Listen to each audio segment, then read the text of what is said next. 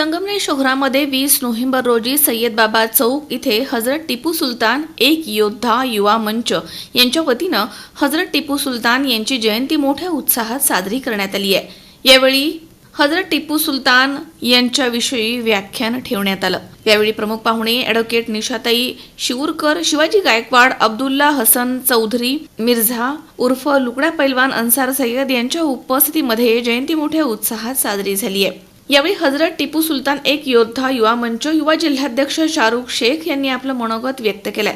त्यांनी म्हटलंय की तीनबत्ती या चौकाचं नाव हजरत टिपू सुलतान ठेवण्यात यावं, यासाठी सर्वांनी पुढाकार घ्यावा।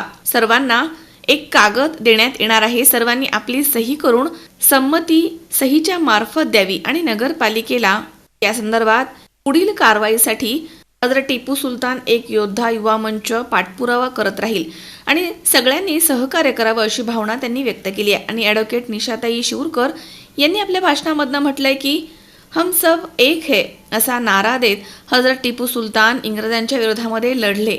हजरत टिपू सुलतान यांचं मोठं योगदान आहे, त्यांना 6 भाषा येत होत्या, अशी अनेक उदाहरणं निशाताईंनी यावेळी दिली आहेत। कार्यक्रमाच्या वेळी शाहरुख शेख युवा जिल्हा अध्यक्ष तसेच नोमान शेख संगमनेर युवा शहर अध्यक्ष तसेच जमशीद शेख संगमनेर खुर्द शाखा अध्यक्ष, मुदस्सर शेख, अरबाज पिंजारी, काशिफ शेख, हैसन सय्यद, सोहेल शेख, साहिल सय्यद, आयान शेख, रफीक पठाण आदी मान्यवर या ठिकाणी उपस्थित होते। अस्सलाम वालेकुम।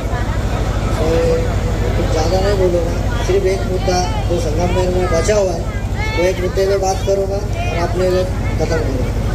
हम कई दिनों से एक चौक है, उसका नाम लेने को भी मेरे ख्याल से अच्छा नहीं लगता कि वो तीनबत्ती कहलाया जाए। तो मैं चाहूँगा आज हजरत टिपू सुल्तान की विलादत के मौके पर और हमारे मेहमान आए हुए, हमारा मशवरा हुआ कि इनके मौके पर तीनबत्ती को हजरत टिपू सुल्तान नाम दिया जाए। क्या बोलते हैं भाइयों?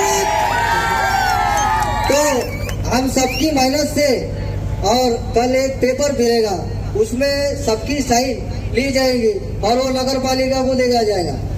तो क्या आप लोग सब साथ हैं? हजरत टिपू सुल्तान चौक बोला जाएगा। तो मैं अपने 2 शब्द खत्म करूंगा और मेरे 2-3 मैं सबसे पहले जिस राजा के बारे में हजरत टिपू सुल्तान के बारे में एक अभिवादन करने के लिए हम यहाँ आए, मैं उनके स्मृति को आप सबके तरफ से प्रणाम करती हूँ, सलाम करती हूँ।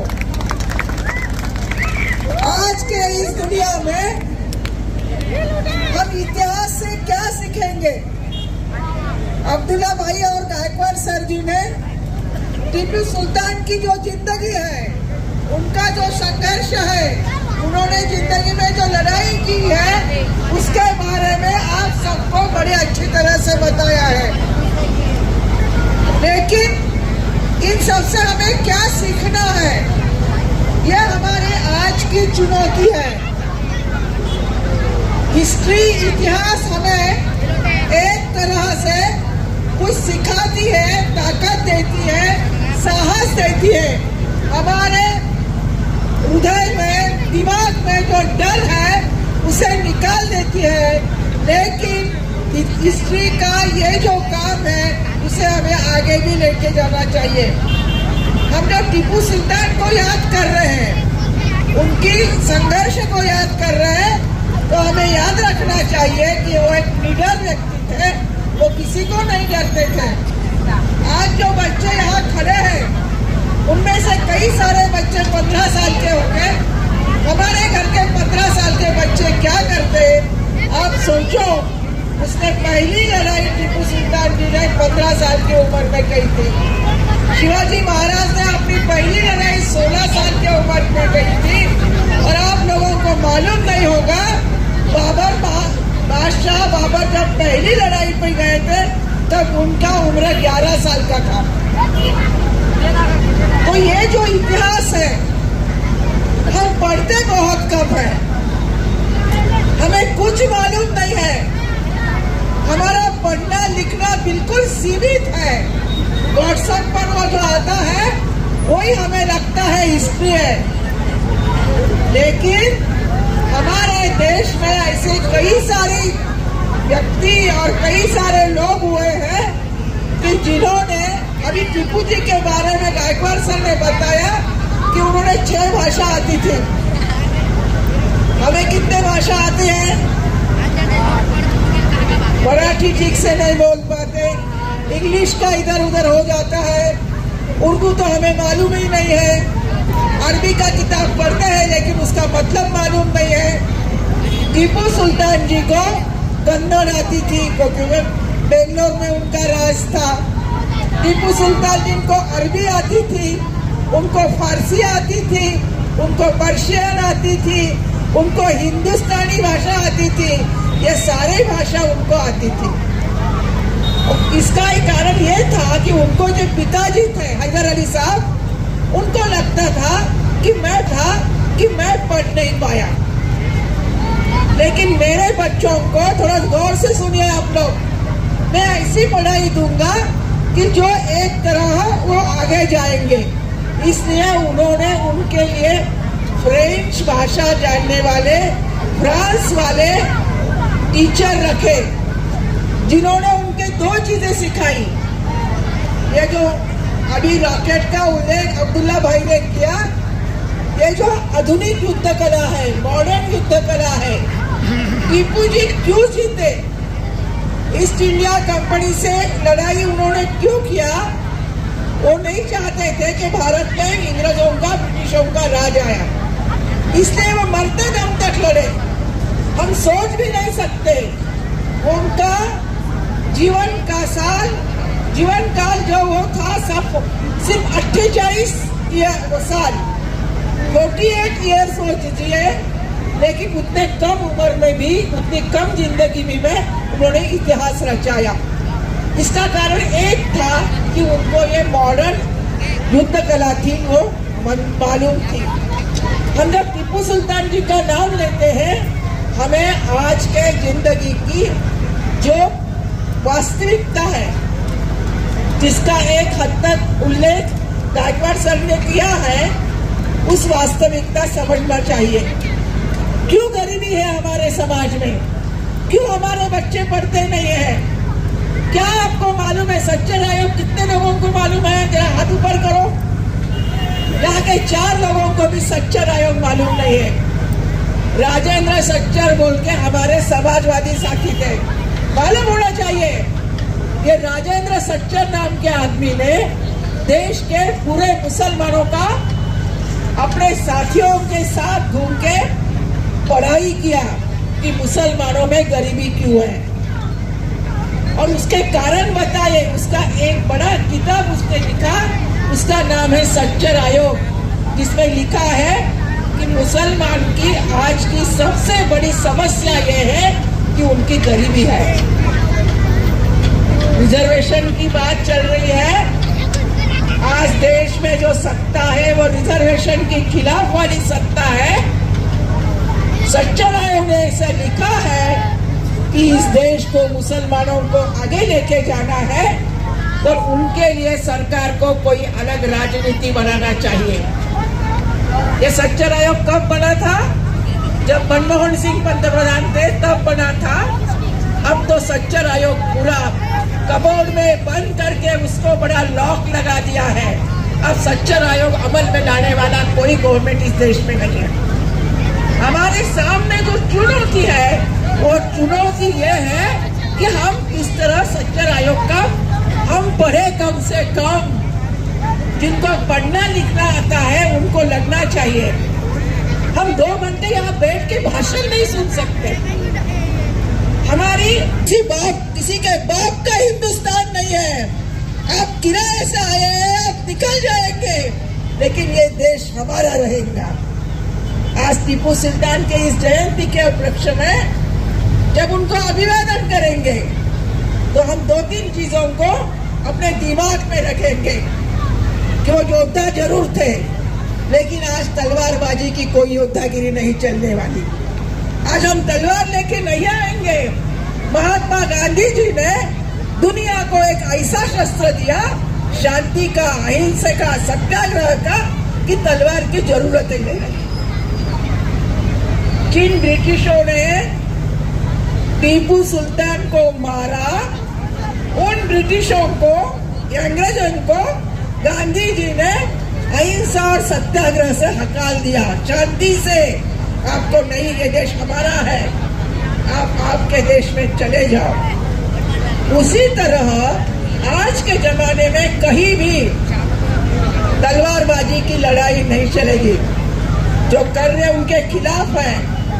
रशिया ने यूक्रेन पे हमला किया, सारी दुनिया रशिया की निंदा कर रही है, कोस रही है रशिया को कि रशिया ने बुरा किया है। उसी तरह हमें भी आने वाले जमाने में पढ़ाई, शांति, अहिंसा और एक जानकारी हर चीज की, हम अपने छोटे दायरे से बाहर आएंगे। हमारा जो छोटा दायरा हम लोग बना रहे हैं, उससे हम बाहर आएंगे और एक बड़ा जन आंदोलन कैसा हो सकता दिमाग में। ये तो कोई भी, जैसे राहत इंदौर जी ने कहा था, अब किराए के हम निकल जाएंगे, या इस देश की जनता इस देश की मालिक है, आपको हमने वोट दे के वहां बिठाया है, अब 5 साल के बाद आप तो नहीं रहेंगे, देश की जनता यहाँ रहेंगी। इसी तरह इस देश में आज जो नफरत की राजनीति चल रही है, इस नफरत की राजनीति को खत्म करने की जिम्मेदारी हम सबके ऊपर है। ये कैसे खत्म हो सकती? वो हिंदू मुस्लिम बोल के मरवा रहे हैं, वो क्रिश्चियन हिंदू बोल के मरवा रहे हैं, वो हिंदू दलित बोल के मरवा रहे हैं। हम बोलेंगे हम सब एक हैं, हम बोलेंगे हिंदू मुस्लिम सिख ईसाई हम सब भाई भाई। आज टीपू सुल्तान जी का काम आगे लेना है तो दिमाग में हमेशा ये नारा रखना चाहिए कि हिंदू मुस्लिम सिख ईसाई हम सब भाई भाई। इसके बीच में जो कोई आएगा, चाहे प्राइम मिनिस्टर हो, चाहे पुलिस हो, चाहे कलेक्टर हो या और कोई हो, हम उसको कहेंगे कि ये देश सबका है और इसके बीच में हम तुम्हें नहीं आने देंगे। तुम तुम्हारे जगह से शांत बैठो, अपना काम करो। ये मारामारी, गुंडागिर्दी और हिंसा ये हमें मंजूर नहीं है। हम एक दूसरे के साथ प्यार के रहेंगे। मेहमान और साथी शाहरुख और भाई साहब, उस सबके सामने मैं एक छोटा सा टीपू सुल्तान के बारे में बात रखूंगा। हजरत टीपू सुल्तान ऐसा आप लोगों ने लिखा है, लेकिन उनको शेर बंगाल कहा जाता था। उनके पिताजी ने उन्हें शेर बंगाल का नाम दिया था। इसका कारण ये था कि वो जब 15 साल के थे, जब अंग्रेजों के खिलाफ जो जंग हुई थी, वो जंग में 15 साल के टीपू सुल्तान उन्होंने वो जंग जीत लिया और इसीलिए उनको मैसूर का शेर कहा जाता था। टीपू सुल्तान एक ऐसे सुल्तान थे, ये 500 साल पहले की बात है। अंग्रेज भारत में आना शुरू हुए थे। ईस्ट इंडिया कंपनी ने यहाँ के बहुत सारे राजाओं को अपने सत्ता के अंदर ले लिया था, लेकिन टीपू सुल्तान एक सम्राट था जो ईस्ट इंडिया कंपनी के खिलाफ अपने आखिरी दम तक लड़ा। ये बात हम सबके लिए बहुत गौर की बात है, क्योंकि टीपू सुल्तान ने अपना एक पूरा जो कारोबार था, वो कारोबार अच्छा है वो चलाए थे। और उन्होंने फ्रेंच के कुछ साथी उनके साथ थे, उनको साथ लेके मिसाइल और बाकी युद्ध के लिए बहुत सारी सामग्री उन्होंने जमा की थी। अंग्रेज उनको डरते थे। उनके साथ 4 युद्ध जो हुए हैदर अली और टीपू सुल्तान के, तो चौथा जो युद्ध था उसमें ईस्ट इंडिया कंपनी ने हैदराबाद के निजाम और पेशवे इनका साथ लेके उनके ऊपर अटैक किया और उनके अब्दुल्ला भाई ने जो बोला था मीर का नाम, उन्होंने वहाँ गद्दारी किया।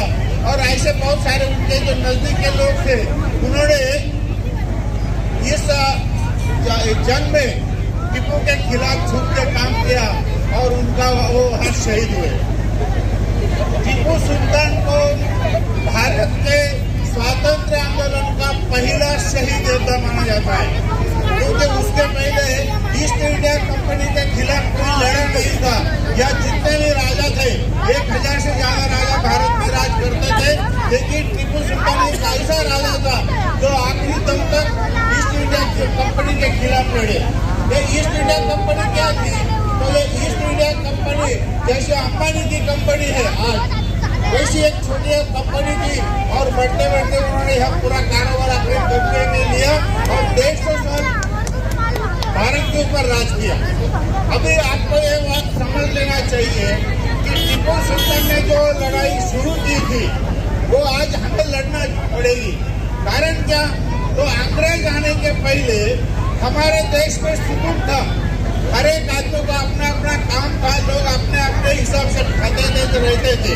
लेकिन ईस्ट इंडिया कंपनी ने यहाँ आके अपने सारे कारोबार बंद करके उनके वहाँ का माल यहाँ लाके बेचने का और यहाँ बेच के यहाँ से पैसा उधर भेजने का, अंग्रेजों ने 150 साल इस देश का बहुत लिखा। ये नाटक का अनुवाद उमा कुलकर्णी ने मराठी में किया हुआ है और ये नाटक भी बहुत चला। गिरीश कर्नाड एक बहुत बड़े एक्टर थे, उन्होंने खुद ये नाटक लिखा था। और तीसरा, टीपू सुल्तान शेर शहीद टीपू सुल्तान नाम का एक संगठन 1992 में कर्नाटक में शुरू हुआ, वो देश भर में काम कर रहा है। आज देश का जो माहौल है, ये माहौल सब लोगों ने एक साथ रहना चाहिए। ऐसे कुछ लोग बोलने वाले हैं और कुछ लोग बोलने वाले हैं कि हम यहाँ रहेंगे और बाकी लोगों को कुछ लोग ऐसे अल्पसंख्यक उनको हम यहाँ रहने नहीं देंगे और उनको रहने दो, दुय्यम नागरिक बोल के रहेंगे। ऐसी बातें भारत में हो रही है। आप लोगों को एक समझ लेना चाहिए कि जो डरेगा वो मरेगा। डरना छोड़ दो, हमें लड़ना होगा और ये लड़ने के लिए प्रेरणा देने के काम जैसे शिवाजी महाराज प्रेरणा उन्होंने दिया था, वैसी प्रेरणा टीपू सुल्तान ने दी है। और टीपू सुल्तान का नाम लेके हम यहाँ आए हैं तो हमारे फर्ज बनता है कि हम डरेंगे नहीं।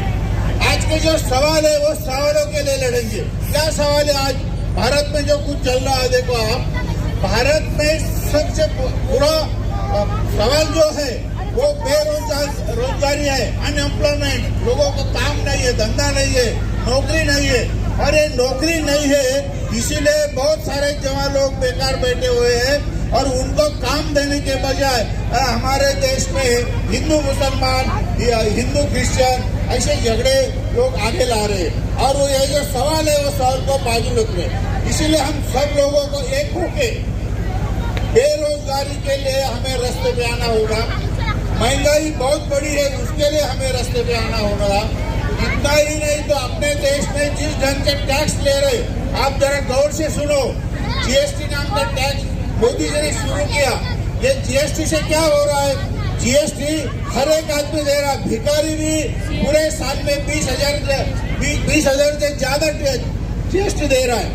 और मोदी क्या तो लोगों को थोड़ा बहुत पैसा मिलता है मोदी गवर्नमेंट की ओर से, वो तो हम लोगों ने टैक्स दिया उसमें से आता है। लेकिन बहुत सारे लोग बोलते हैं मोदी का पगार आया, मोदी का पेमेंट आया क्या, और वो लोग मोदी के बारे में बोलते रहते। तो आप एक गौर से सुनो कि भारत सरकार हो या महाराष्ट्र सरकार हो, जो कुछ भी लोगों को अनाज या देते हैं, रेशन हो या कुछ पैसे देते हैं, तो टैक्स का पैसा होता है, वो उनके बाप का नहीं होता है। एक बात। दूसरी बात, 2000 किसान को मिलते 3 महीने में एक बार, 4 महीने में एक बार 2000 मिलता है, 500 रुपये महीना मिलता है। एक किसान मुझे बोल रहा था हमें इतना पैसा मिलता है, तो मैंने उसको बोला कि भाई पूरे साल में आप खरीदी कितने रुपए की करते हो? तो उसका हिसाब मैंने उसको पता। उसने 1.5 लाख का खरीदी परचेसिंग किया था, वो 1.5 लाख के ऊपर उसने टैक्स भरा था 30,000, यानी 30,000 उसने। शावी शेख, सी 24 तास, संगमनेर।